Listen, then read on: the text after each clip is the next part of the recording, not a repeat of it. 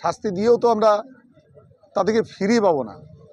শুধু শিক্ষক বলে নয়, বাবা মা হচ্ছে সবচেয়ে বড় শিক্ষক। যখন বাবা মার চোখের সামনে তার স্বপ্ন, তার যত্ন, তার ভবিষ্যৎ এই রকম করে চলে যায়, তখন সবার কাছে সেটা মর্মান্তিক। একজন মানুষ হিসাবে এখানে যারা আছে সবার কাছেই গোটা জিনিসটা অত্যন্ত মর্মান্তিক। যাদের স্বপ্ন এখন যত্ন করে লালন পালন করে তারা ভবিষ্যৎ গঠন করবে, একদিন বিকশিত হবে, বড় হবে, বাবা মায়ের স্বপ্ন পূরণ করবে, এই রকম স্বপ্ন নিয়ে বাবা মা যখন বড় করছিলেন, ঠিক তখনই কারোর কর্তব্যে অবহেলা বা গাফিলতির জন্য তাদের যাত্রা মাঝপথে নয়, শুরুতেই প্রায় থেমে গেল। এটা সবার জন্য অত্যন্ত বেদনার। আমি সেজন্য এসেছিলাম, যেটা অত্যন্ত কঠিন সময়।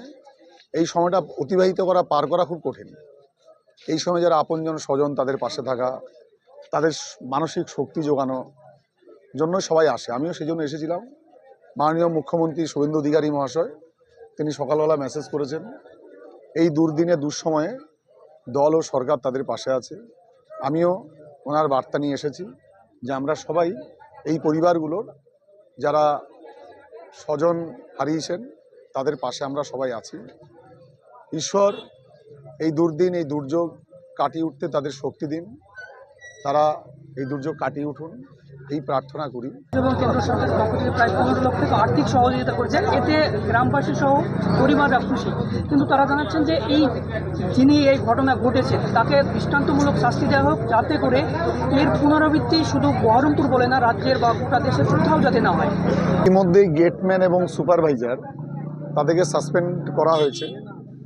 তো প্রাথমিকভাবে অনুমান করা হচ্ছে যে গেটম্যানের অবহেলা এরকম ঘটে থাকবে এবং প্রাইমারিলি তাকে সাসপেন্ড করা হয়েছে।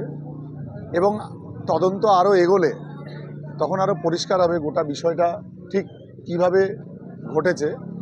সেটা নিশ্চিত হওয়ার পর যদি আরও কেউ যদি এর সঙ্গে জড়িত থাকে তাদের নিশ্চয়ই শাস্তির ব্যবস্থা হবে। কিন্তু এটা এমন একটা সময়, আমার মনে হয় শাস্তির আলোচনা করতে আমাদের এখন রুচিতে লাগে। মানে এতটাই আমরা আচ্ছন্ন হয়ে গেছি যে কে কতটা শাস্তি দিয়েও তো আমরা তাদেরকে ফিরিয়ে পাবো না।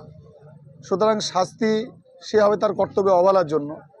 সরকার ক্ষতিপূরণ দিক, যে অপরাধ করেছে তাকে শাস্তি দিক, কোনো কিছুতেই আমরা যাদেরকে হারিয়ে ফেলেছি তাকে আর পাবো না। এইটা আমাদের খুব কষ্টের। নিহত পরিবারদের মধ্যে সরকারের পক্ষ থেকে যে আর্থিক সহযোগিতা করা হয়েছে